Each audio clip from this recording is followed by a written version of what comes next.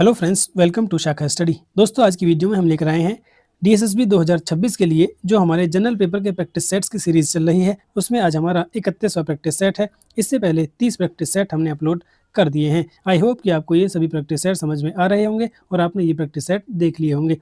जैसा कि आप जानते हैं कि इन प्रैक्टिस सेट्स में हम टोटल 50 क्वेश्चंस करते हैं, जिनमें इन पांचों सब्जेक्ट के रीजनिंग, जीएस, मैथ, इंग्लिश और हिंदी, जो कि आपके डीएसएसबी के जनरल पेपर में पूछे जाते हैं, इनके आपको 10 क्वेश्चंस देखने के लिए मिलते हैं। जो आपका मेन पेपर होता है, इसमें आपके टोटल 100 क्वेश्चन आते हैं और हर सब्जेक्ट के 20 क्वेश्चन आते हैं। लेकिन यहाँ पर हम इसको एक मिनी प्रैक्टिस सेट के रूप में कर रहे हैं, जिसमें सिर्फ आपको 50 क्वेश्चंस देखने के लिए मिलेंगे। हर सब्जेक्ट का जो वेटेज है वो 20% होगा, यानी इक्वल होगा। तो पहला जो हमारा सेक्शन है वो हमारा सेक्शन है general intelligence and reasoning ability का। देखिए, इससे पहले वाली जो वीडियो थी उसमें हमने एक टॉपिक को एक्सप्लेन किया था, जिससे वो 10 से 15 मिनट की वीडियो ज़्यादा लंबी हो गई थी। लेकिन अब इस वीडियो में है या आगे की वीडियोस में हम ऐसा नहीं करेंगे, सिर्फ अपने क्वेश्चन पर फोकस करेंगे और उससे रिलेटेड जो जो ज़रूरी चीज़ें होंगी, ज़रूरी बातें होंगी, इंपॉर्टेंट पॉइंट्स होंगे, सिर्फ उनको यहाँ पर डिस्कस करते हुए हम आगे बढ़ जाएंगे।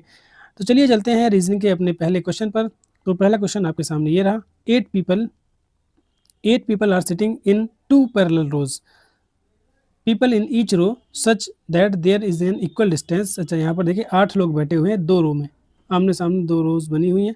ठीक है, 1 2 3 4 इक्वल डिस्टेंस पर हैं और ये आमने सामने बैठे हुए हैं। ये वाले जो हैं वो आपके साउथ में फेस कर रहे हैं और ये वाले आपके नॉर्थ में फेस कर रहे हैं। ये इसमें यहाँ पर सब लिखा हुआ है। Between adjacent person P Q R S are sitting in row one and all of them are facing south. ठीक है, यानी कि रो 1 हमने ये मान ली जो आपके साउथ में फेस कर रहे हैं। तो ये यहाँ पर कौन कौन बैठे हैं? आपके पी क्यू आर एस, यानी पी वाले जो ग्रुप के हैं वो यहाँ पर बैठे हैं, और एल वाले जो ग्रुप के हैं वो आपके नीचे बैठे हैं, वो आपके नॉर्थ को फेस कर रहे हैं। इसने सबसे पहले क्या बोला है? अब देखिए यहाँ पर इनको एडजस्ट करना शुरू करते हैं। L is sitting third to the right of N. ठीक है, तो देखिए एल एम एन वाली हमारी जो रो है वो आपकी ये है, नीचे वाली है जो नॉर्थ में फेस कर रहे हैं। तो इसने कहा कि L is sitting third to the right of N. L जो है वो एन के राइट में तीसरे स्थान पर बैठा हुआ है। तो यहाँ पर देखिए टोटल 4 लोग हैं, तो तीसरे स्थान पर बैठने का एक ही मतलब होगी, जो मैक्सिमम डिस्टेंस होगी वहीं पर ये बैठा है, यानी कि एन हमको यहाँ पर बिठाना पड़ेगा और एल जो है वो आपका तीसरे स्थान पर, यानी 1 2 3 यहाँ पर आपका बैठेगा। यानी ये हमारे दोनों जो एंड पॉइंट्स हैं उन पर आपके आ चुके हैं। उसके बाद देखते हैं नेक्स्ट क्या है। R is sitting to the immediate right of the person facing L. R जो बैठा है, आर क्योंकि पी क्यू आर वाले आपके ऊपर बैठे हुए हैं, तो इसने कहा है कि आर कहाँ पर बैठा है? इसने कहा है कि आर जो है, हाँ ये रहा, R is sitting to the immediate right of the person facing L. देखिए एल को जो फेस कर रहा है पर्सन वो ये होगा। ठीक है, एल के सामने ये बैठा हुआ है, तो इसके राइट में बैठा है। देखिए इसका मुंह अगर इस साइड में है तो इसका जो राइट है वो इधर होगा और लेफ्ट इधर होगा। तो राइट में बैठा है, यानी कि यहाँ पर बैठा है। ठीक है, तो कौन बैठा है यहाँ पर? यहाँ पर हमारा आर बैठा है। ठीक है, तो यहाँ पर हमारा आर बैठा हुआ है, तो आर को यहाँ पर बिठा देते हैं। आर को हमने यहाँ पर बिठा दिया है। ठीक है, आर को जो फेस कर रहा है उसके राइट में बैठा है आर, सॉरी एल को जो फेस कर रहा है उसके राइट में बैठा है आर, तो इसको हमने यहाँ पर बिठा दिया है। अब चलते हैं अगली लाइन पर। अगली लाइन है हमारी facing L. Q is sitting to the immediate right of the person facing M.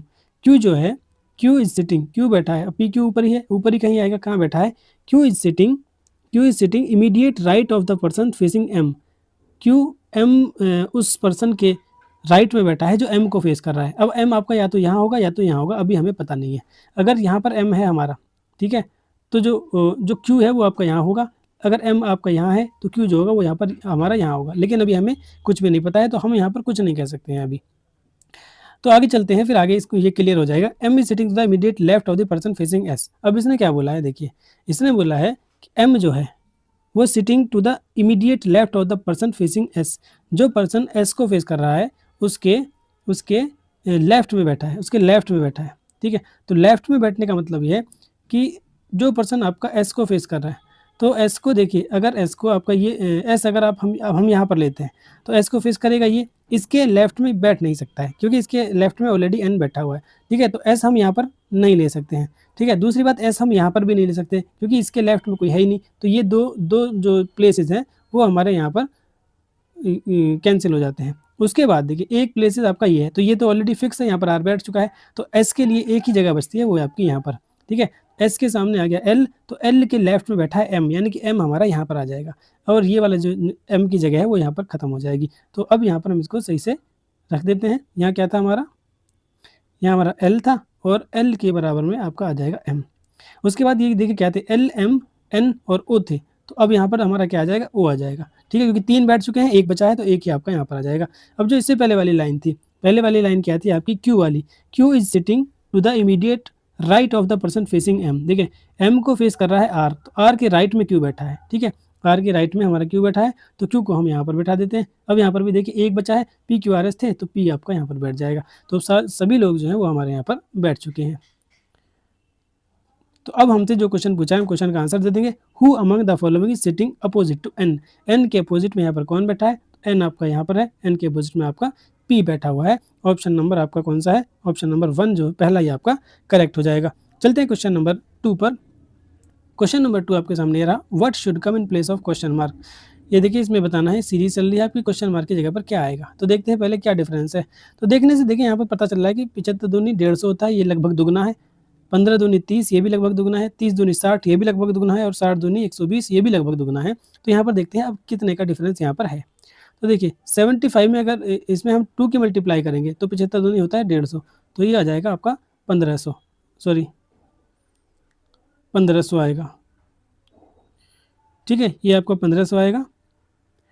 1500 में अगर हम 6 यहाँ पर जोड़ें तो ये 1506 आएगा। हो सकता है ये 7500 ना हो करके आपका 75,000 हो। ठीक है, ये आपका 75,000 हो सकता है, 75,000 नहीं होगा, ये 7500 ही होगा। हाँ सॉरी, ये आपका क्या है 7500, 75 दूनी 150। अच्छा हाँ, क्योंकि 1 0 आपकी 150 की होगी, ये हो जाएगा आपका 15,000। अब यहाँ पर देखिए 6 और है, तो इसका मतलब यहाँ पर 6 ऐड किया गया है। अब इसको हम डबल करते हैं तो ये आ जाएगा आपका 15 दूनी 30। ठीक है, तो 30 और फिर ये 0 और 6 दूनी 18, 6 दूनी 12, यह आ जाएगा 12। फिर इसमें यहाँ पर 6 ऐड किया, यहाँ पर भी 6 ऐड किया, यानी कि जो पैटर्न चल रहा है हमारा इंटू 2 + 6 चल रहा है। तो यहाँ पर भी हम यही करेंगे। तो 12 दूनी 24, ठीक है, 0 0 और 96 आएगा लास्ट, सॉरी इसका डबल होगा तो 186 आ जाएगा। लास्ट में 186 आपका एक ही ऑप्शन है, ऑप्शन नंबर 2 जो होगा वो आपका करेक्ट आंसर हो जाएगा। क्वेश्चन नंबर 3 देखेंगे, what will come in the place of question mark. यहाँ पर भी क्वेश्चन मार्क की जगह पर बताना आपको क्या आएगा।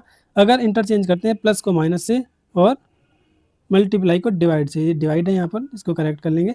यहाँ पर देखिए हिंदी में सही लिखा हुआ है, मल्टीप्लिकेशन को डिवीजन से बदल दिया जाता है। तो यहाँ पर देखिए क्या आ जाएगा, 45 × 5 प्लस को माइनस से 30, इसको डिवाइड से 6 और माइनस को प्लस से यहाँ पर चेंज कर देंगे। तो बॉड मास का यूज़ करेंगे, सबसे पहले ये सॉल्व होगा। ठीक है, उसके बाद ये मल्टीप्लिकेशन सॉल्व होगा।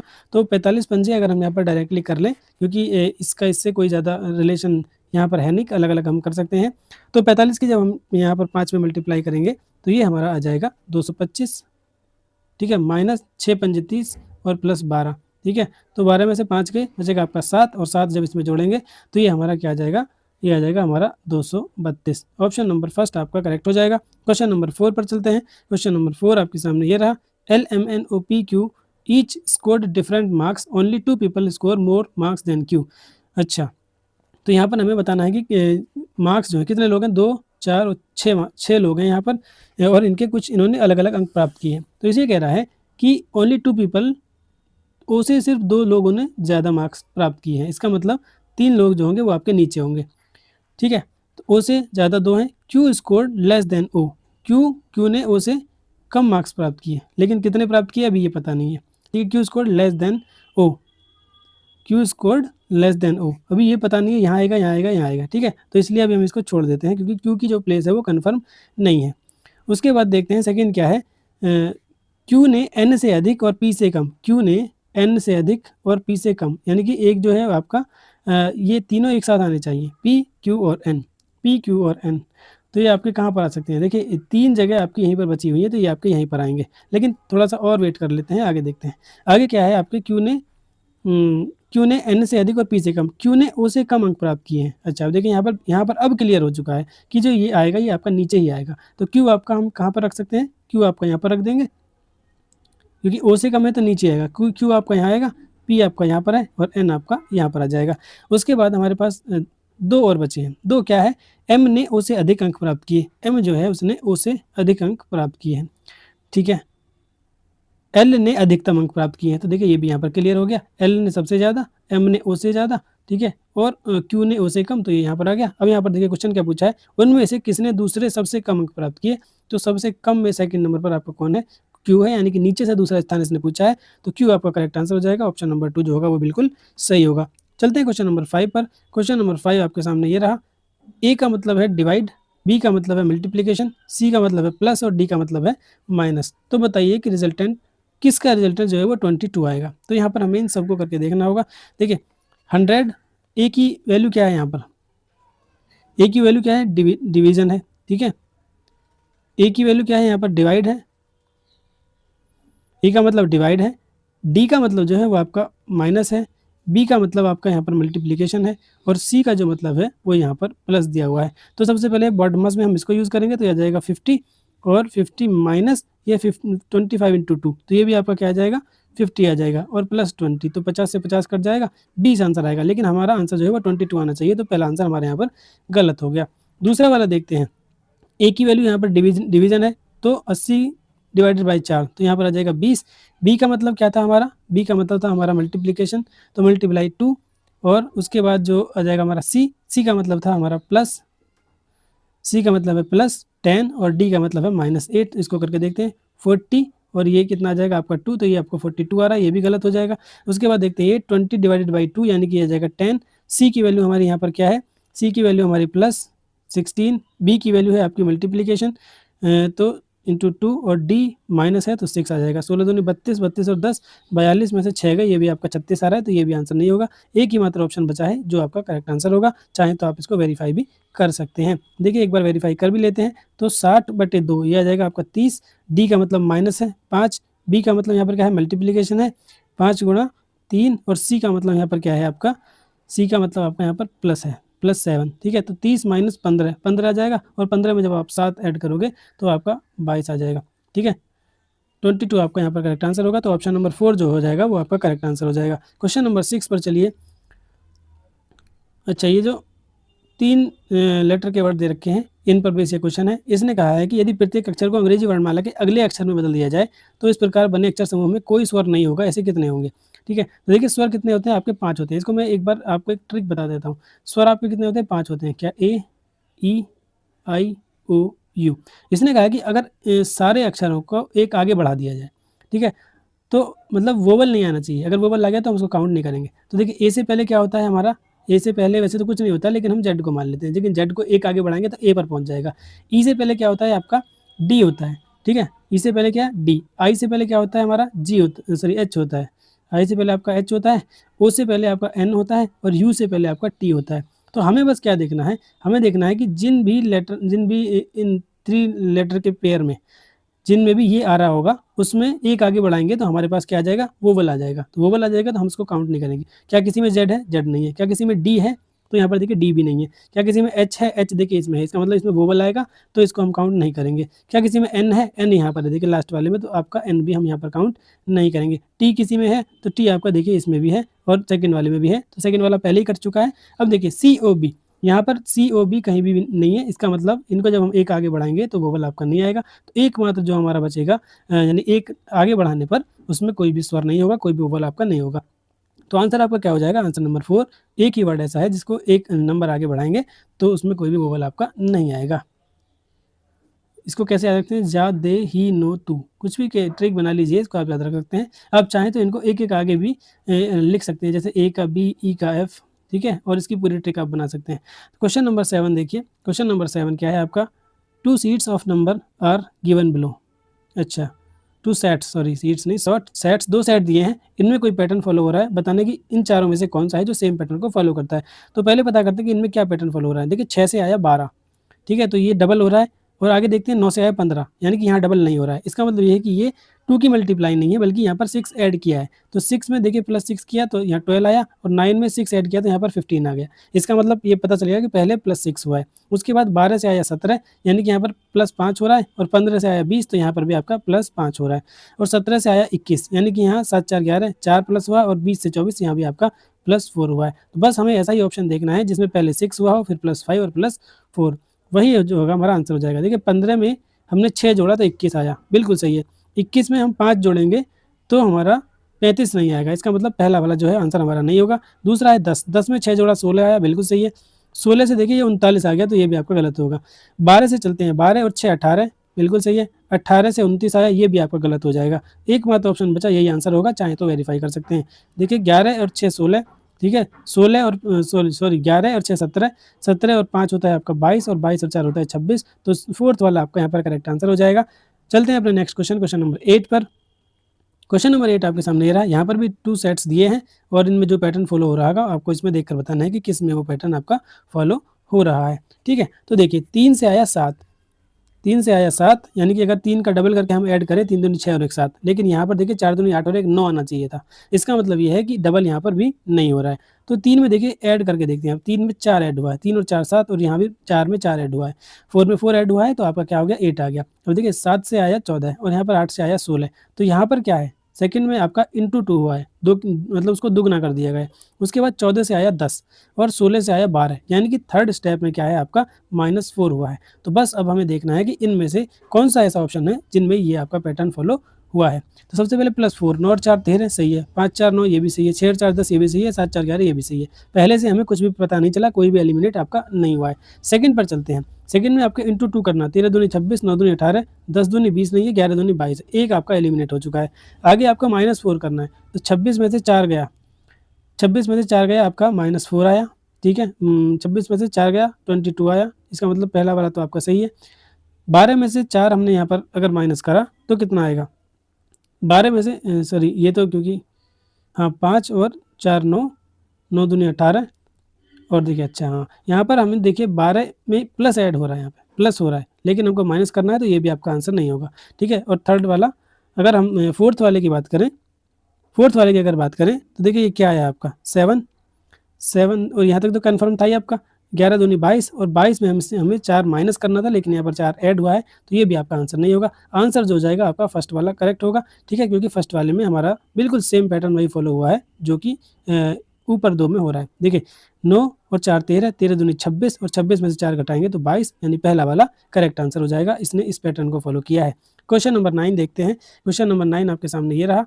इन a certain code language A+B को ये कहा जाता है। तो हमें अब फोकस करना है कि क्वेश्चन क्या है। क्वेश्चन ये है Q और P पति पत्नी है, ठीक है। Q and P are husband and wife, इनमें से किस में ये बात बताई गई है। तो ये हमें देखिए सारे चेक करने पड़ते हैं ऐसे क्वेश्चन में, ऐसे आपके पास इसके अलावा आपके पास कोई भी इसका इलाज नहीं होता है। तो पहला वाला फटाफट से चेक कर लेते हैं। देखिए P+R, प्लस का मतलब है ए बी की माता है, यानी कि बी जो है माता है किसकी, अलग थोड़ा अलग करते हैं। P जो है क्या है, माता है किसकी, R की, नहीं P ऊपर आएगा, माता है तो P माता है R की, ठीक है, ये क्लियर हो गया। R%S, परसेंट का मतलब है A%B का मतलब है A is sister of B, तो R सिस्टर है किसकी, S की। S के बाद डॉलर आया, $B, A is son of B, A is son of B, यानी S is son of, S किसका सन है, Q का, ठीक है। अब देखिए P मतलब R जो है वो P की बेटी है, और ये इसका भाई है, ठीक है, और ये इसका बेटा है, यानी कि ये अगर इसका भाई है तो इसका भी बेटा होगा, और ये इसकी भी बेटी होगी क्योंकि इसका बेटा है, तो ये दोनों आपस में क्या हो जाएंगे, पति पत्नी हो जाएंगे, यानी पहला वाला जो है वो आपका सही हो रहा है। अब हमें दूसरा वाला चेक करना है, पहला वाला तो यहाँ पर कन्फर्म हो गया, दूसरा वाला चेक करते हैं। P%Q, P%Q, परसेंट का मतलब हमने क्या बताया था, ए बी की बहन है, यानी कि P जो है बहन है Q की। Q माइनस डी, माइनस का मतलब है A is father of B, यानी कि Q is father of, Q किसका फादर है, D का, ठीक है। देखिए जब इसने P Q की बहन बता दी तो ये पति पत्नी तो हो ही नहीं सकते, तो ये तो देखते ही आपका यहाँ पर गलत हो गया, यानी सेकंड वाला तो आपका आंसर नहीं होगा। अब देखिए इनमें से हम छांट लेते हैं, जिनमें 2 आया होगा वो आपके आंसर नहीं हो सकते, यानी कि ये वाला आंसर नहीं हो सकता क्योंकि इसमें 2 दे रखा है, और ये वाला आंसर आपका नहीं हो सकता। आंसर आपका या तो फर्स्ट होगा या तो आपका 4 होगा, ठीक है। अभी तक तो कंफर्म है कि पहला वाला तो होगा ही होगा, क्योंकि पहले वाले में हमें पता चल गया है कि P और Q जो है वो आपस में पति पत्नी है। अब हम फटाफट थर्ड वाला चेक करते हैं, ठीक है। अगर थर्ड वाला हमारा आ जाता है पति पत्नी, तो डेफिनेटली फिर आंसर हमारा क्या हो जाएगा, फर्स्ट वाला हो जाएगा। तो थर्ड वाले को हम फटाफट से चेक करते हैं। थर्ड वाले में D माइनस G, माइनस का मतलब क्या है, A माइनस B का मतलब A is father of B, यानी कि D is father of G, G plus Q, G plus Q, यानी कि G is mother of, G is mother of Q, G is mother of Q, ये भी सही हो गया, ठीक है। G is mother of Q।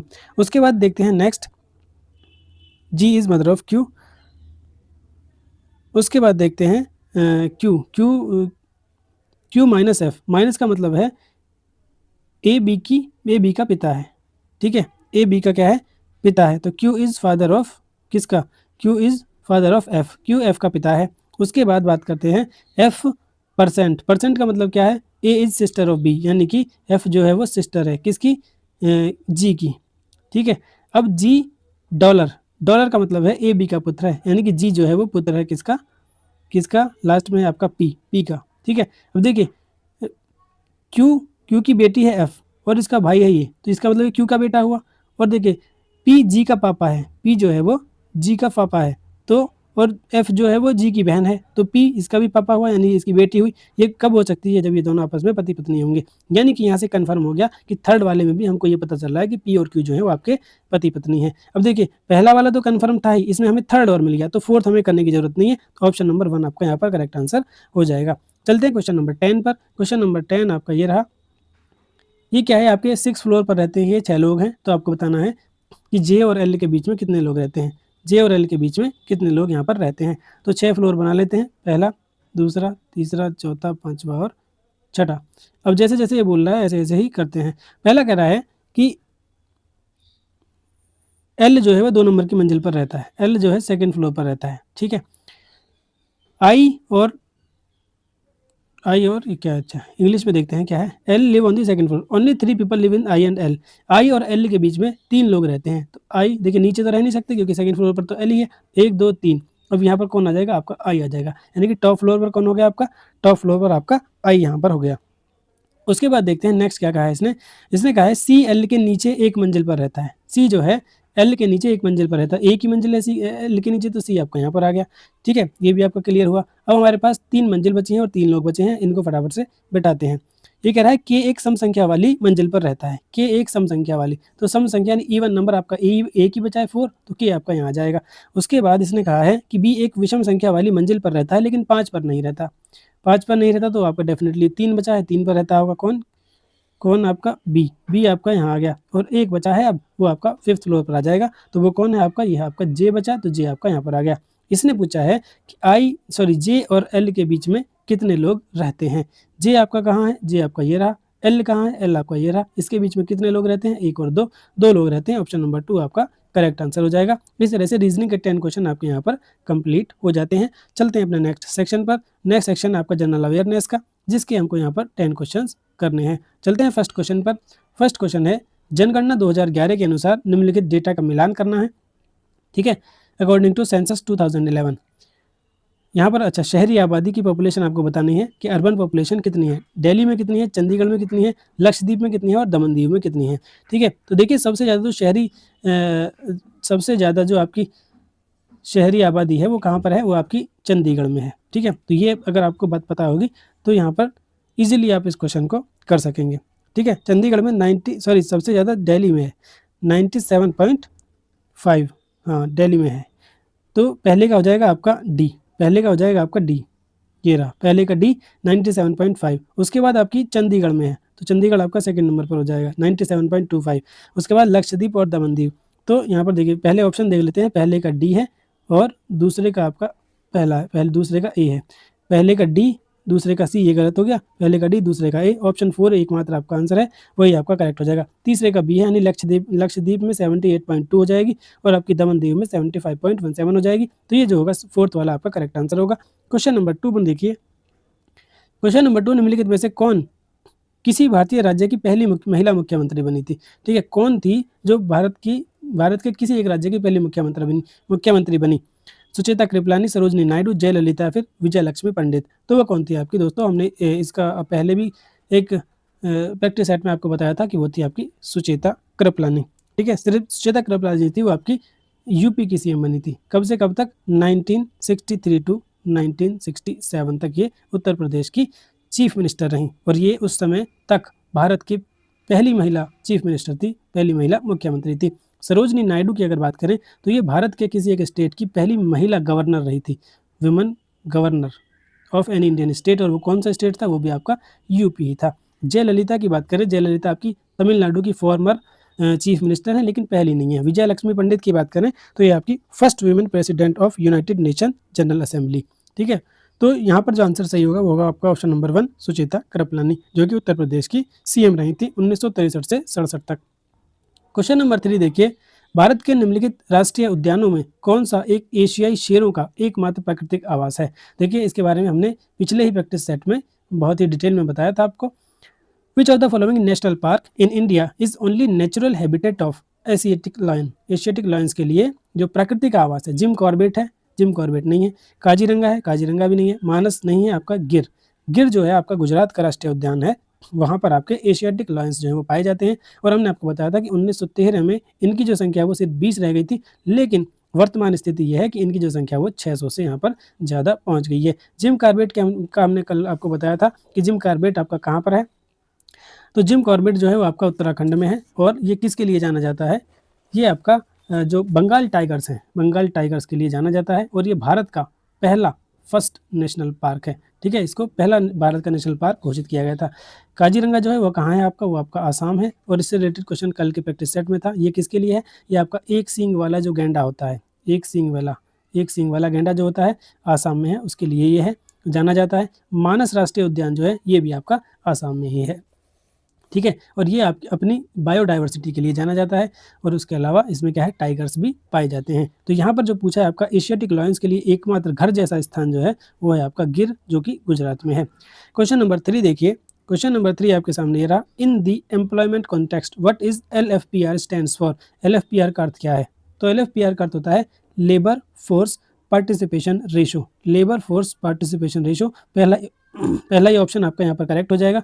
इसका मतलब क्या होता है, इसका मतलब यह होता है कि percentage of person in labour force in the total population, जो एक किसी कंट्री की टोटल पॉपुलेशन है उसमें कितने लोग, कितने परसेंट लोग जो हैं वो लेबर फोर्स में काम कर रहे हैं, इसको पता लगाने के लिए इसका प्रयोग किया जाता है। तो ऑप्शन नंबर 1 जो होगा वो आपका यहाँ पर करेक्ट आंसर होगा। Question number 5, which of the following is not a way to improve iron absorption in the body? निम्नलिखित में से कौन सा शरीर में आयरन के अवशोषण को बेहतर बनाने का तरीका नहीं है? Eating citrus fruits, eating green leafy vegetables, drinking coffee या फिर ईटिंग कीवी फ्रूट। तो देखिए इसका जो सही आंसर होगा वो होगा आपका ड्रिंकिंग कॉफ़ी। कॉफ़ी पीने से क्या है, आयरन के अवशोषण को बेहतर बनाने का ये तरीका नहीं है। ईटिंग सिट्रस फ्रूट और जो आपके कीवी फ्रूट खाने से क्या होता है, ये रिच होते हैं विटामिन सी में, और विटामिन सी में रिच होने की वजह से ये इंक्रीज करते हैं आयरन ऑब्जॉर्प्शन को ह्यूमन बॉडी में। ईटिंग लीफ वेजिटेबल, जो आपकी हरी पत्तेदार सब्जियां होती हैं, वो भी क्या करती हैं, वो direct source of non heme iron होती हैं, ठीक है। तो ये तो आपके हो जाएंगे, लेकिन यहाँ पर नॉट पूछा है तो ऑप्शन नंबर 3 जो होगा वो आपका करेक्ट आंसर हो जाएगा। क्वेश्चन नंबर 6 देखिए, by the end of 2024 what percentage reduction in particulate matter, अच्छा particulate matter had India achieved in 55 cities under the national clean air programme? 2024 के अंत तक भारत ने राष्ट्रीय स्वच्छ वायु कार्यक्रम के तहत 55 शहरों में कणीय पदार्थ पर्टिकुलर मैटर, जिसको आप PM बोलते हैं, ये कितने प्रतिशत की कमी हासिल की थी? ठीक है जैसे अभी दिल्ली का पोल्यूशन बहुत ज़्यादा बढ़ा है, तो आपने 2 टर्म सुने होंगे, PM 2.5 और एक होता है आपका PM 10, ठीक है। ये 2 चीज़ें, तो ये आपके जो पर्टिकुलर मैटर है यहाँ पर जो लिखा है ये इसी की फुल फॉर्म है, PM 2.5 और PM, ये जो 2.5 और 10 है ये आपके ये पार्टिकल का क्या है, ये पार्टिकल का साइज़ है, ये पार्टिकल का साइज़ होता है। यानी कि बहुत ही, ये 2.5 जो है ये बहुत ही महीन होता है, यानी कि 2.5 mm होता है, जो आपके लिए ज़्यादा खतरनाक होता है क्योंकि ये आपके लंग्स में पहुँच जाता है और ये आपके जो हार्ट अटैक के खतरे को और ज़्यादा बढ़ाता है, ठीक है। PM 10 जो है इसका साइज़ थोड़ा बड़ा होता है, तो ये इतने अंदर तक नहीं पहुँच पाता है, इसलिए ये ज़्यादा खतरनाक है, तो इससे हमें बचना चाहिए। तो यहाँ पर इसने पूछा है कि 2024 के अंत तक कितनी कितनी जो कमी है वो यहाँ पर दर्ज की गई थी, तो वो थी आपकी 15%। हालाँकि लक्ष्य जो था वो आपका 20 से 30% कम करने का था, लेकिन 15% कमी दर्ज की गई। लेकिन अभी अगर दिल्ली NCR के एरिया में देखा जाए तो ये बहुत ही ज़्यादा आपकी जो वैल्यू है ये बढ़ रही है और बहुत ज़्यादा खतरनाक भी है। इसलिए आपको, अगर आप बाहर जा रहे हैं तो फिर आपको फेस मास्क ज़रूर यूज़ करना चाहिए, क्योंकि ये बहुत ही खतरनाक होता है और जो आपके हार्ट अटैक के खतरे को ये बहुत ज़्यादा बढ़ा देता है। चलते हैं क्वेश्चन नंबर 7 पर। क्वेश्चन नंबर 7 आपके सामने ये रहा, where did the central institute of classical Tamil fully funded by ministry of education start functioning in 2008? शिक्षा मंत्रालय द्वारा पूर्णतः वित्त पोषित केंद्रीय शास्त्रीय तमिल संस्थान CICT ने 2008 में कहाँ कार्य किया? वेल्लोर में, चेन्नई में, कोयम्बटूर में या फिर मेल्लोर में? तो इसने किया था काम चेन्नई में, ऑप्शन नंबर 2 आपका करेक्ट आंसर हो जाएगा, ठीक है। ये एक ऑटोनोमस बॉडी है जो किसके अंडर काम करती है, मिनिस्ट्री ऑफ एजुकेशन के लिए काम करती है, ठीक है। किस लिए? Establish to promote and conduct research on the classical period of the Tamil language के क्लासिकल पीरियड पर रिसर्च करने के लिए और उसे प्रमोट करने के लिए, ठीक है। तो ऑप्शन नंबर 2 जो है वो आपका यहाँ पर करेक्ट आंसर हो जाएगा। उसके बाद बात करते हैं question number 8। Diksha Dagar sorry, who receive the Arjun award 2023 is related to which of the following sport.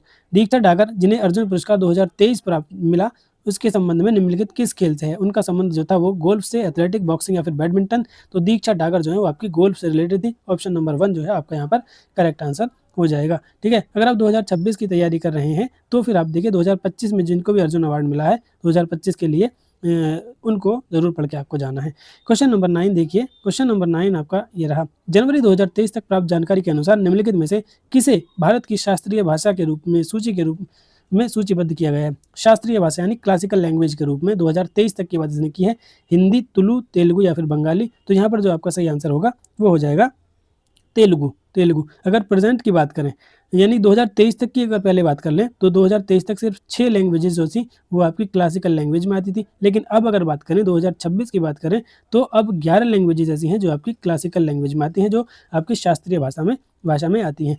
2000 इनको कब 2024 में 5 और नई भाषाओं को ऐड किया गया था, पहले सिर्फ 6 थी। तो कौन कौन सी थी पहले उनकी बात कर लेते हैं। सबसे पहले थी तमिल को शास्त्रीय भाषा 2004 में डिक्लेयर किया गया था। ठीक है, ये आप ईयर भी लिख सकते हैं। उसके बाद संस्कृत को 2005 में किया गया। संस्कृत के बाद आपकी कन्नड़ और तेलुगु इन 2 लैंग्वेजों को 2008 में शास्त्रीय भाषा डिक्लेयर किया। उसके बाद मलयालम को 2013 में, ठीक है, और उड़िया जो भाषा है उसको 2014 में शास्त्रीय भाषा में सम्मिलित किया गया था। उसके बाद 14 से लेकर 23 तक किसी भी भाषा को शास्त्रीय भाषा का दर्जा नहीं दिया गया। लेकिन 2024 में 5 और भाषाओं को क्लासिकल लैंग्वेज की कैटेगरी में रखा गया, जिसमें आपकी कौन कौन सी हैं। एक आपकी मराठी है, दूसरी आपकी पाली है, तीसरी आपकी पाली प्राकृत है। ठीक है, मराठी है, पाली है, प्राकृत है और एक आपकी आसामीज़ है, असम की भाषा जो है, और एक आपकी बंगाली है। ठीक है, इन 5 भाषाओं को 2024 में क्लासिकल लैंग्वेज का दर्जा दिया गया। इस तरह से आज जो टोटल क्लासिकल लैंग्वेजेस हैं वो आपकी टोटल 11 है। ठीक है, तो इनमें एक क्वेश्चन पूछ सकता है कि इनमें से कौन सी क्लासिकल लैंग्वेज है, या फिर 3 ऑप्शन देगा कि इनमें कौन सी क्लासिकल लैंग्वेज नहीं है। 3 दे देगा जो है और चौथी वो देगा जो आपकी नहीं है। तो मैं एक बार फिर से रिपीट कर देता हूँ। तमिल, संस्कृत, कन्नड़, तेलुगु, मलयालम, उड़िया, मराठी, पाली, प्राकृत, असामीज़ और बंगाली, ये आपकी 11 शास्त्रीय भाषा हैं, क्लासिकल लैंग्वेज हैं भारत की। चलिए चलते हैं क्वेश्चन नंबर 10 और जीएस का लास्ट क्वेश्चन। राजा राममोहन राय द्वारा ब्रह्म सभा की स्थापना निम्नलिखित में से किस वर्ष की गई थी। In which of the following year was the Brahmo Samaj founded by Raja Rammohan Roy. तो ये आप सभी जानते हैं, ये आपके 1828 में की गई थी। ठीक है, राजा राममोहन राय ने ब्रह्म समाज की जो स्थापना की थी वो 1828 में की थी। उसके अलावा अगर आपसे पूछा जाए कि रामकृष्ण मिशन की जो स्थापना थी वो पहले तो बताइए वो किसने की थी। ठीक है, वीडियो को पॉज करके कमेंट में लिखिए कि रामकृष्ण मिशन की जो स्थापना थी वो किसने की थी। तो वो की थी आपकी स्वामी विवेकानंद ने। ठीक है, स्वामी विवेकानंद ने, क्योंकि रामकृष्ण जो थे परमहंस इनके गुरु थे, तो इनके नाम पर इन्होंने इस मिशन की शुरुआत की। और ये किस सन में की थी, तो सन की अगर बात करें तो 1897 में ये की थी। ठीक है, तो एक क्वेश्चन आपको ये भी याद रखना है, ये भी बहुत इंपॉर्टेंट है, रामकृष्ण मिशन से रिलेटेड आपसे पूछ लिया जाता है। तो इस तरह से आपके जीएस के भी 10 क्वेश्चन यहाँ पर कंप्लीट होते हैं। अब चलते हैं अपने मैथमेटिकल एंड न्यूमेरिकल एबिलिटी पर। मैथमेटिकल एंड न्यूमेरिकल एबिलिटी, इसके भी हमको यहाँ पर 10 क्वेश्चंस करने हैं। ठीक है, तो चलिए चलते हैं अपने फर्स्ट क्वेश्चन पर। फर्स्ट क्वेश्चन आपके सामने ये रहा। A shopkeeper mixed 30 kilogram of wheat priced eight 30.65 per kg with 20 kg of wheat priced at 18.15 per kg at what rate per kg to the nearest rupee should he sell the mixed variety of wheat to earn profit of 130%। ठीक है, इसने क्या कहा है कि एक दुकानदार 13.65 प्रति किलोग्राम वाली कीमत के 30 किलो गेहूं और दूसरा जो है वो 18.15 प्रति किलोग्राम वाले 20 किलो गेहूं को एक साथ मिला लेता है और 30% लाभ अर्जित करने के लिए उसे जो मिश्रित किस्म के गेहूं हैं यानी इन दोनों को जो मिलाया है उसको किस रेट पर बेचना चाहिए, कितने रुपए प्रति किलो ये आपको बताना है इसको बेचना चाहिए। तो देखिए इसको कैसे करते हैं, पहले टोटल पैसे निकाल लेते हैं और टोटल जो हमारे गेहूं है वो निकाल लेते हैं, उसके बाद यहाँ पर इसको करेंगे। तो देखिए 30 किलो जो है वो किस रेट के हैं, 13.65 के हैं।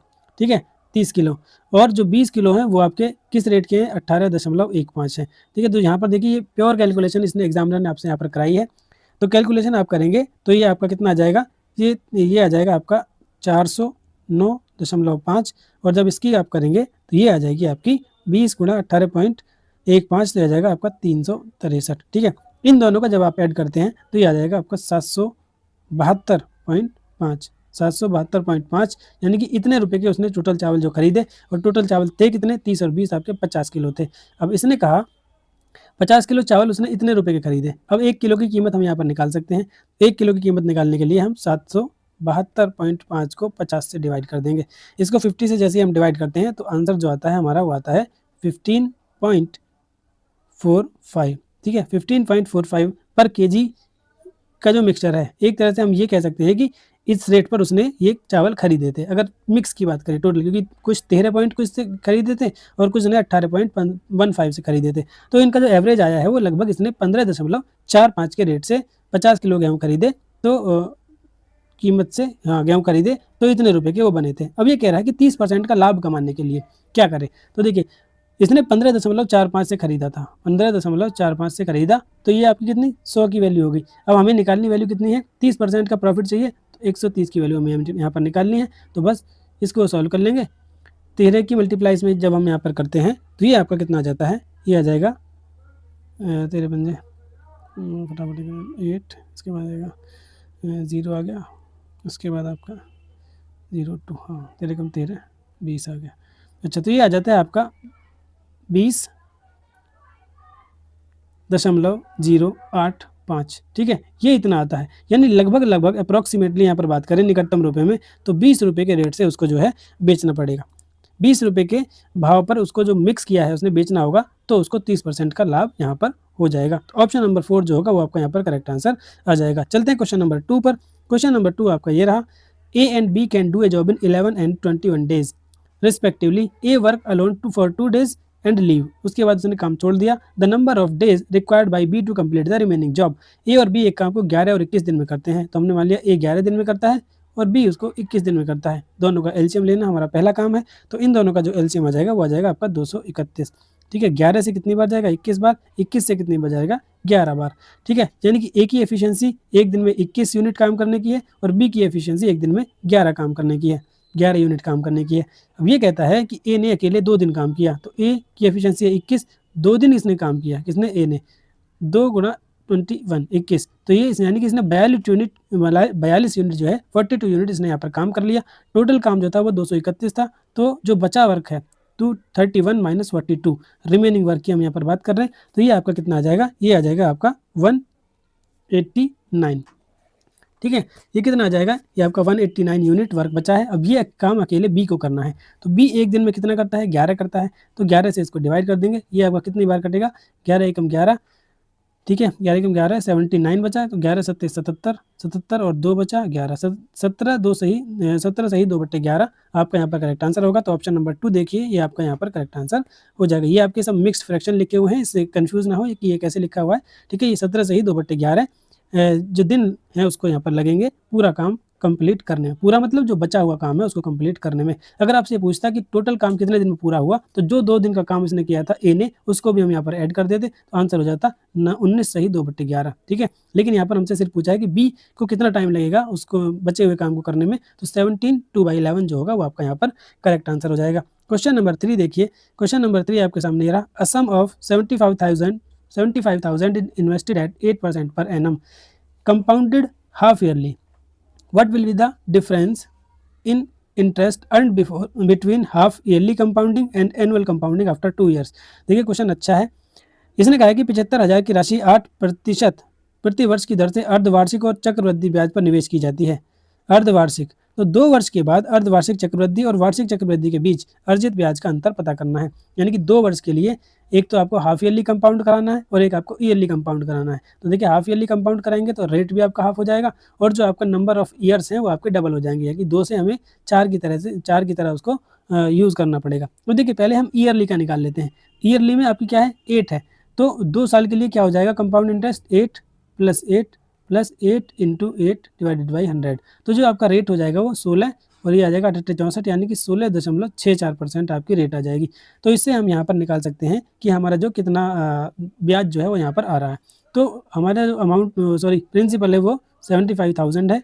75,000 में हम 16.64% निकालेंगे, तो ये आपका कितना आएगा जब आप इसकी कैलकुलेशन करेंगे।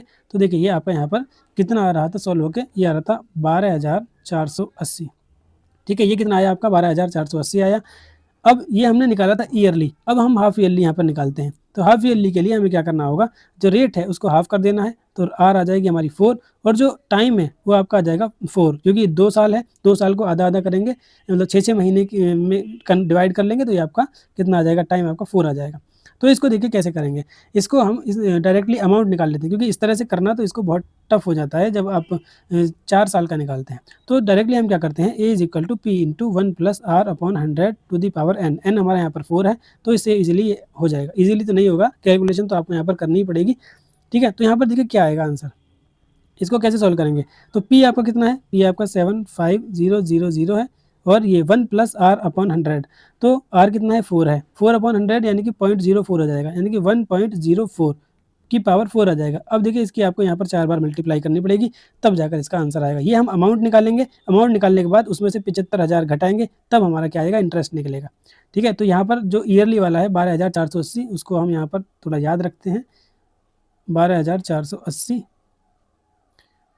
तो ये आया था हमारा 12,480। ठीक है, ये ईयरली वाला है। अब देखिए इसको कैसे करेंगे, तो ये आया कितना 75,000, और जब इसकी 4 बार मल्टीप्लाई की तो वो आपको कितना आया 1.169858 ये आया। और जब इसकी आपस में यहाँ पर मल्टीप्लाई की जाएगी तो ये आपका कितना आ जाएगा 87.739.39।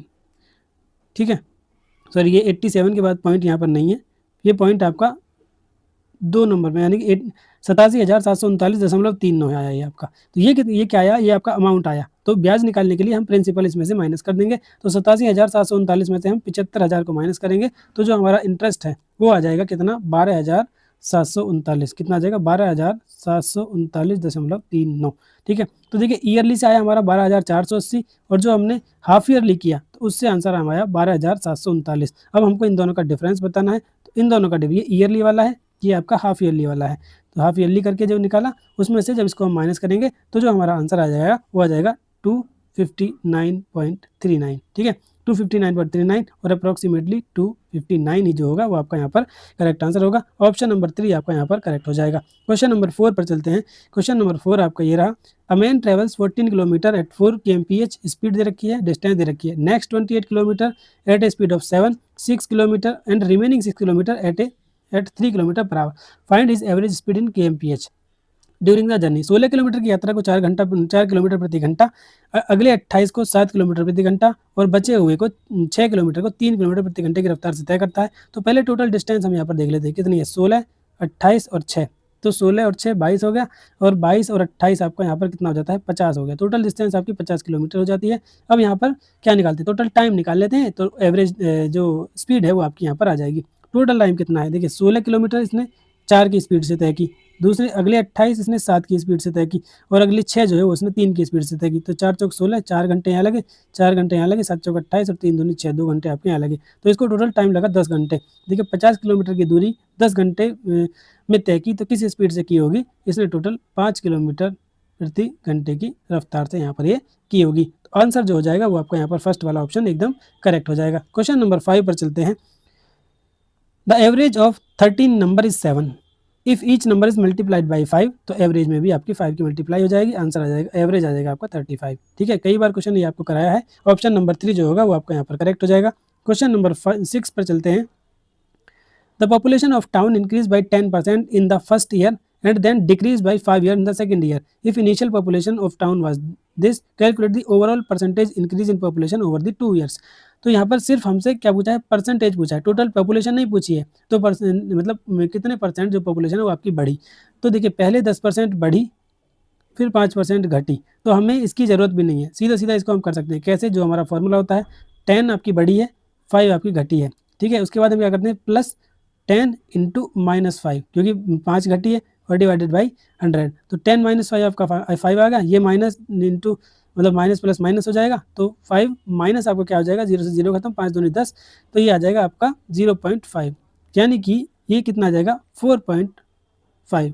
4.5% जो है पॉपुलेशन उसकी बढ़ी थी। अगर देखिए ये फॉर्मूला लगाने के बाद आंसर आपका नेगेटिव में आ रहा है, तो इसका मतलब ये होता है कि जो पॉपुलेशन है वो आपकी घट रही है। लेकिन यहाँ पर जो आंसर है वो आपका पॉजिटिव आ रहा है 4.5%, इसका मतलब ये है कि 4.5% पॉपुलेशन आपकी यहाँ पर बढ़ी, इंक्रीज़ हुई थी। ठीक है, तो इसमें देखिए इस 50,000 की यहाँ पर कोई ज़रूरत नहीं थी आपको। आप डायरेक्टली फॉर्मूला लगाकर इस क्वेश्चन को सॉल्व कर सकते थे, यानी कि x + y + xy/100, ये जो फॉर्मूला हम लगाते हैं, इससे ईज़िली ये क्वेश्चन आपका यहाँ पर हो गया। क्वेश्चन नंबर 7 देखिए। क्वेश्चन नंबर 7 है the area of cloth to cover a tennis ball of radius 7 centimetre इज। किसी टेनिस बॉल को ढकने के लिए कपड़े का क्षेत्रफल कितना होगा। ठीक है, तो देखिए बॉल जो होती है, बॉल का अगर आपसे पूछा जाए कि सरफेस एरिया, किसी बॉल को ढकने के लिए जो कपड़ा चाहिएगा उसको हम सरफेस एरिया बोलते हैं, उसका सरफेस एरिया कितना होगा। तो सरफेस एरिया जो होता है वो होता है आपका 4πr²। ठीक है, 4πr², तो 4 × 22/7 और r की वैल्यू, यानी कि हमको रेडियस दे रखी है 7, तो 7 × 7, 7 से 7 एक यहाँ पर आपका कट जाता है, तो ये आ जाएगा 22 चौके 88, 88 की 7 में मल्टीप्लाई आपको करनी है, 7 8 56। एक ही ऑप्शन ऐसा है जिसका यूनिट डिजिट आपका 6 है, तो 616 सेंटीमीटर स्क्वायर जो होगा वो आपका यहाँ पर करेक्ट आंसर आ जाएगा। यूनिट डिजिट से भी आपका ये जो कैलकुलेशन पूरी करने की जरूरत नहीं है, क्योंकि यूनिट डिजिट आपको दिख रही है एक में ही आपकी 6 है, वही आपका करेक्ट आंसर होगा। क्वेश्चन नंबर 8 पर चलते हैं। Question number 8, a sum of 15,000 is invested at a simple interest of rate 6.5 per annum. Find the total amount बताना है आपको आफ्टर 4 ईयर, 4 साल के बाद आपका अमाउंट जो होगा वो क्या हो जाएगा। तो देखिए हमने सिंपल इंटरेस्ट की अगर बात यहाँ पर कर रहे हैं, तो देखिए क्या है, 4 साल के लिए है तो डायरेक्टली इसमें 4 की गुणा कर दीजिए, 6.5 × 4 इज इक्वल टू कितना आ जाएगा, 6 चौक 24, 25 26, 26% आपका आ जाएगा। ठीक है, लेकिन 26% क्या आएगा आपका, ये सिर्फ इंटरेस्ट आएगा, लेकिन हमको अमाउंट बताना है। तो अमाउंट आपका जो 15,000 है, 15,000 है, ये अपने आप में कितना है, 100% है, ये अपने आप में 100% है, लेकिन हमें 26% और एक्स्ट्रा अब यहाँ पर मिला है, तो 26 में हम इसको क्या कर देंगे, 126 कर देंगे, तो 0 से यहाँ पर 0 खत्म। अब 126 की 15 में हम यहाँ पर मल्टीप्लाई करते हैं, तो कितना आ जाएगा आपका, 15 × 90। ठीक है, और एक 0 आपकी एक और है, 9 आ जाएगा, 9 आएगा, क्योंकि 15 × 90। ठीक है, तो ये आपका क्या आ जाएगा, 18,900 यहाँ पर आंसर आपका आ जाएगा। 15 × 90, 15 दूनी 30, 30 और 9 39, हाँ ठीक है, तो ये आपका क्या आ जाएगा, 18,900। ऑप्शन नंबर 1 जो है वो आपका यहाँ पर बिल्कुल सही होगा। चलते हैं क्वेश्चन नंबर 9 पर। क्वेश्चन नंबर 9 आपका ये रहा, इसको सॉल्व करना है। 5 × 0.55 डिवाइड 0.055 ऑफ, अच्छा देखिए बॉड मास का यूज़ हमको सिंपली यहाँ पर करना है, BODMAS। सबसे पहले ब्रैकेट, तो ब्रैकेट यहाँ पर कोई नहीं है, ओ मतलब ऑफ, तो ऑफ आपका यहाँ पर दिख रहा है, तो ऑफ का मतलब मल्टीप्लिकेशन होता है, लेकिन हमको यहाँ मल्टीप्लाई करके नहीं लिखना है, इसको सॉल्व करके लिखना है। ठीक है, बहुत से बच्चे क्या गलती करते हैं कि ऑफ का मतलब मल्टीप्लाई होता है, तो वो पहले मल्टीप्लाई यहाँ पर लगा लेते हैं और फिर इसको सॉल्व करते हैं वर्ड मास से, फिर इसकी मल्टीप्लाई करते हैं, तो वो आंसर आपका गलत हो जाता है। आपको क्या करना है, ऑफ अगर दिया है तो ऑफ को पहले सॉल्व कर लीजिए, इसको अगर ऑफ को सॉल्व करेंगे तो इसकी वैल्यू जो आएगी वो क्या आ जाएगी आपकी, 5.5 आ जाएगी। ठीक है, इसकी वैल्यू क्या आ जाएगी, 5.5। देखिए 5.5 × 0.55, अब ये डिवाइड है तो इसको मैं नीचे लिख सकता हूँ, नीचे क्या आएगा, ये आ जाएगा 5.5। तो अब देखिए ये आपका यहाँ पर कट भी रहा है, ये इससे कट गया और आंसर आपका 0.55 आ गया। 0.55 ऑप्शन नंबर 4 में है, यही आपका करेक्ट आंसर हो जाएगा। चलते हैं क्वेश्चन नंबर 10 और मैथमेटिक्स का last question. A dishonest ration dealer uses 800 gram weight instead of 900 gram. If the dealer sells ration on a profit of 33.33 1/3, यानी कि ये है 33 से 1/3%, ये 100%, 100/3 भी मैंने लिखा हुआ है। Then find the actual profit percentage, तो उसका एक्चुअल प्रॉफिट परसेंटेज क्या था। तो देखिए उसको मतलब कितना देना था, उसको जो वेट देना था वो 9 देना था। ठीक है, लेकिन वो दे कितना रहा था, 8 दे रहा था, और उसके अलावा 33% का वो जो है प्रॉफिट भी ले रहा था। 33% का मतलब होता है 1/3, यानी कि 3 पर वो 1 का प्रॉफिट ले रहा था, तो यानी कि 4 की जो है वो उसको 4 रुपये कमा रहा था।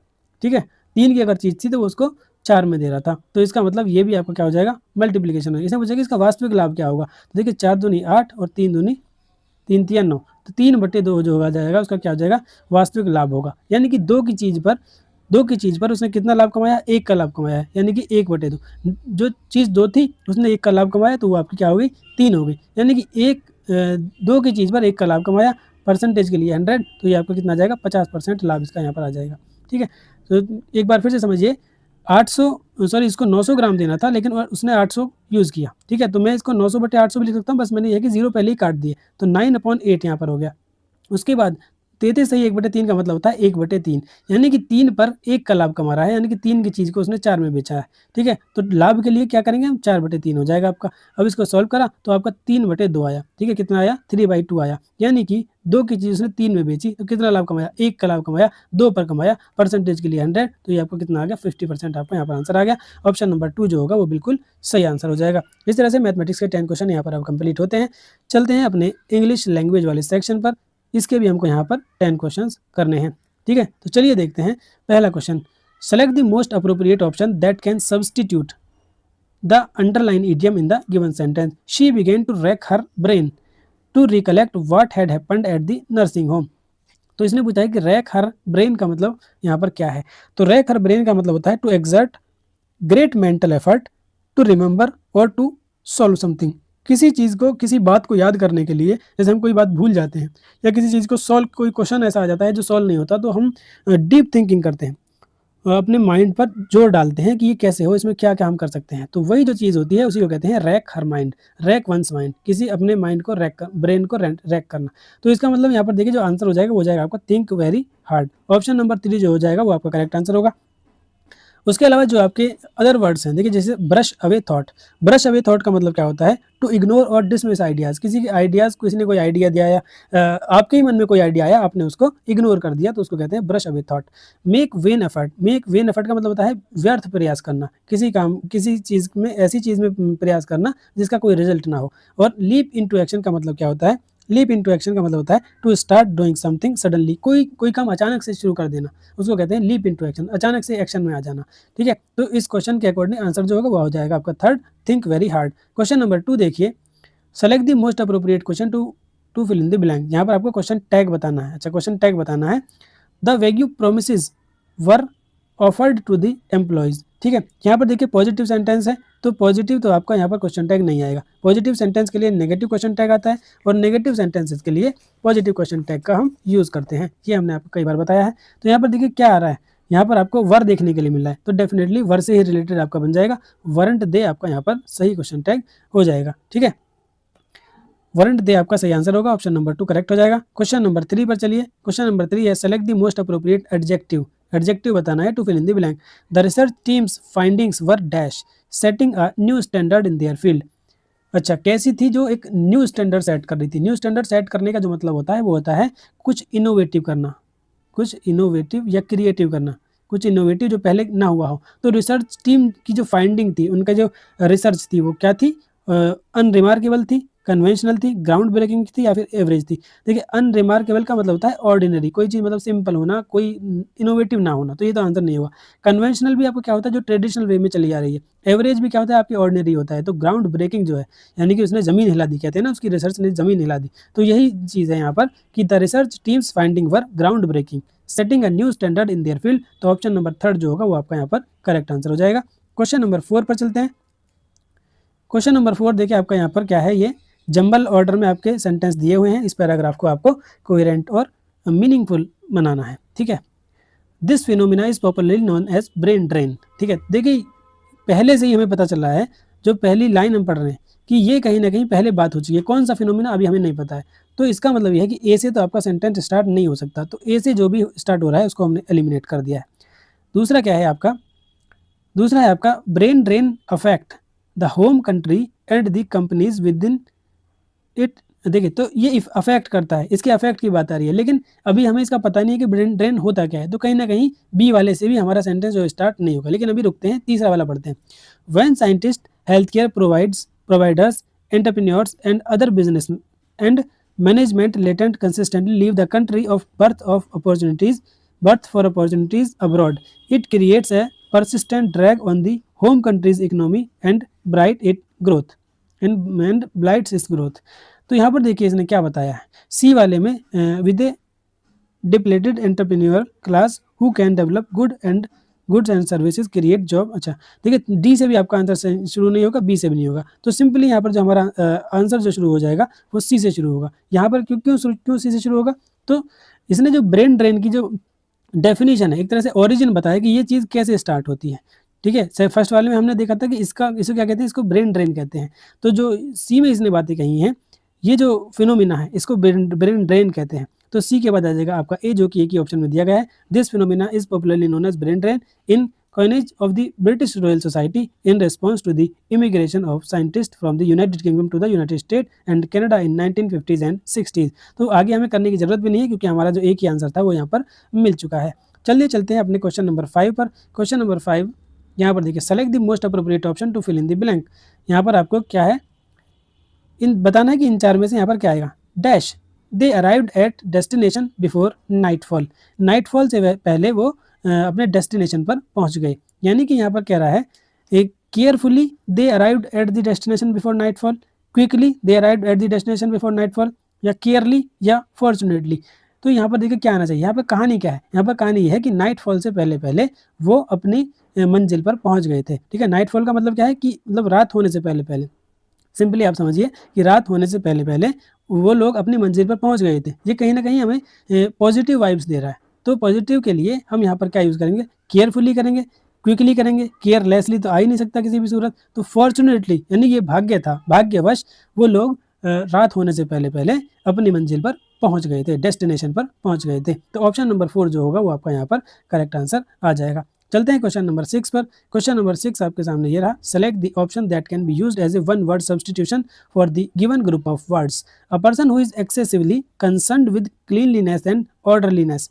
एक ऐसा पर्सन जो साफ सफाई को लेकर बहुत ज़्यादा कंसर्न होता है, उसको क्या स्लेटन कहते हैं, हैफेजार्ड कहते हैं, फास्टिडियस कहते हैं, या फिर स्लोवेनली कहते हैं। तो उसको कहते हैं फास्टिडियस। ठीक है, फास्टिडियस यानी कि थोड़ी सी भी गंदगी हुई एकदम किसी को डांट देना, ये कर देना, वो कर देना, मतलब बहुत ज़्यादा कंसर्न होना क्लीननेस, साफ सफाई को लेकर, उसको कहते हैं फास्टिडियस। और इसका जो एक मीनिंग होता है नक चढ़ा टाइप का जो होता है, मतलब थोड़ी सी गंदगी हुई।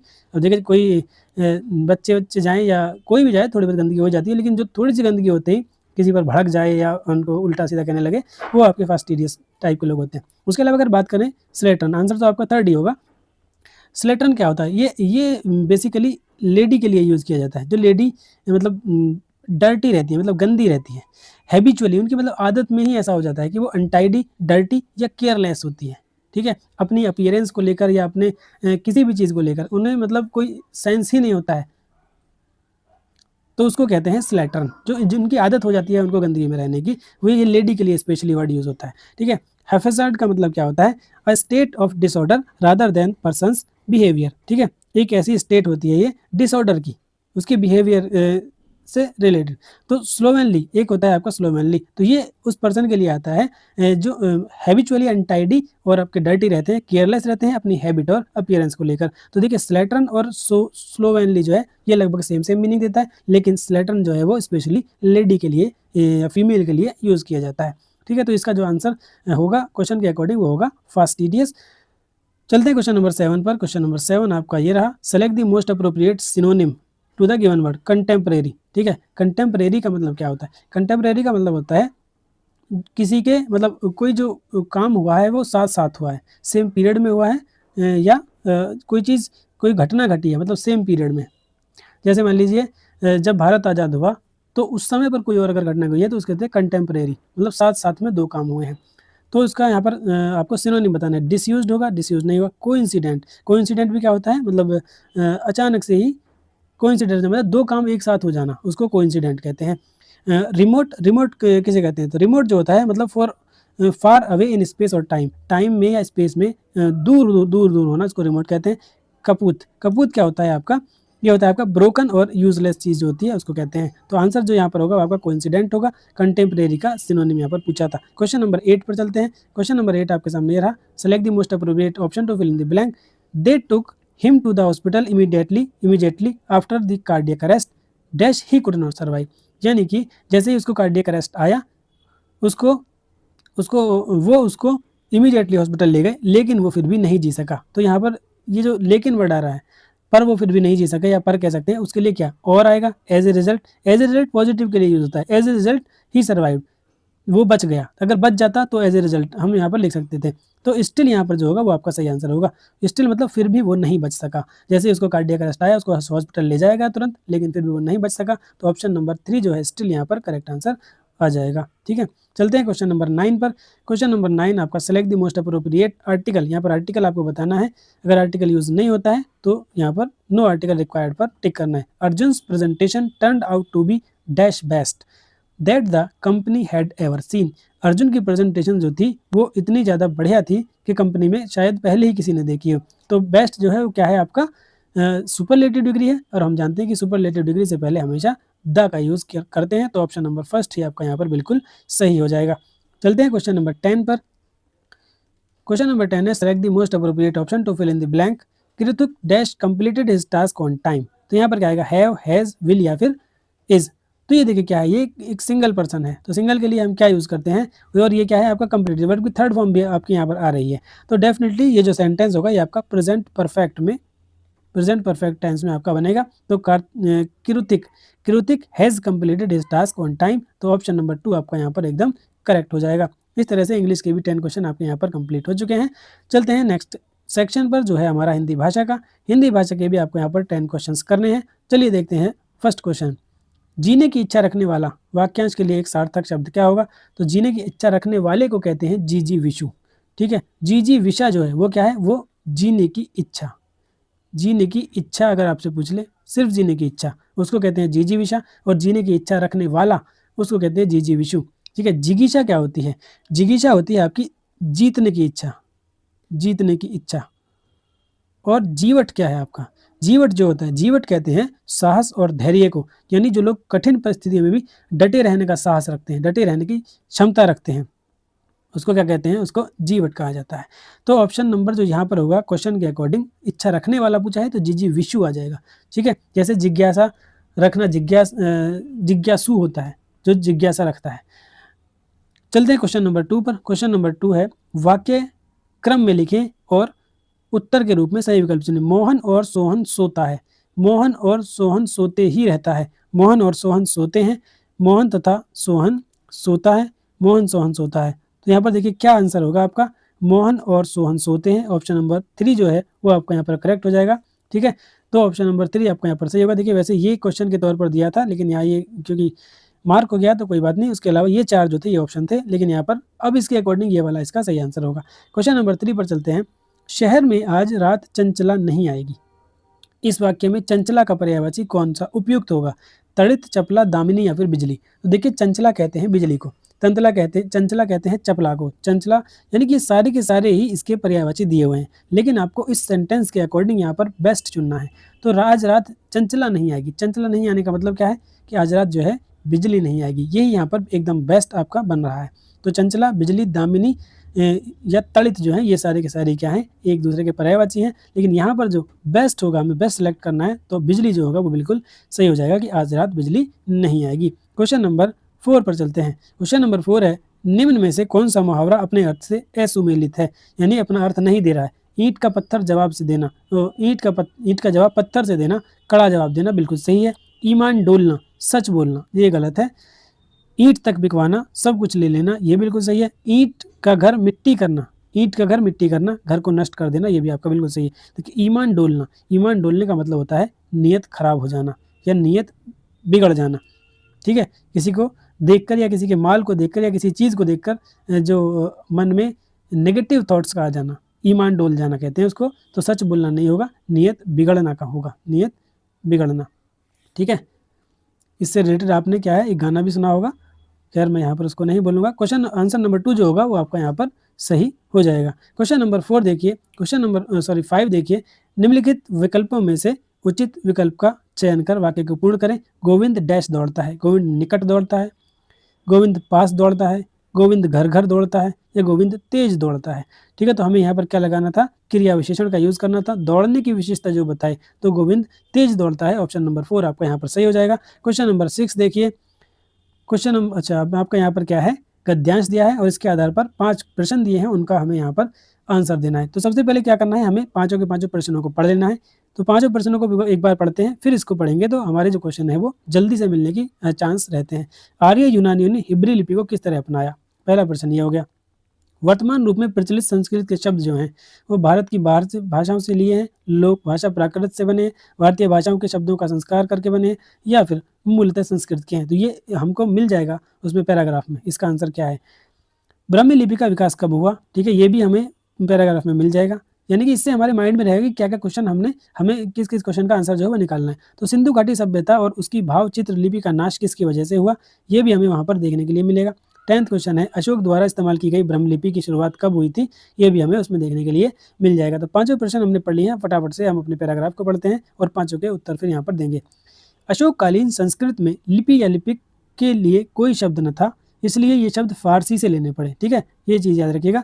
अशोक ने जो लिपि इस्तेमाल की वह पवित्र ब्राह्मी लिपि भी इनके काल से बहुत पुरानी नहीं थी। ठीक है, ये क्वेश्चन था कि वो कितनी पुरानी थी, तो बहुत पुरानी नहीं थी। ठीक है, यह ब्राह्मी जो बाएं से दाएं लिखी जाती थी, हद से हद अशोक से 1 सदी पहले जन्मी थी। अच्छा, ज़्यादा पहले नहीं, 1 सदी पहले जन्मी थी।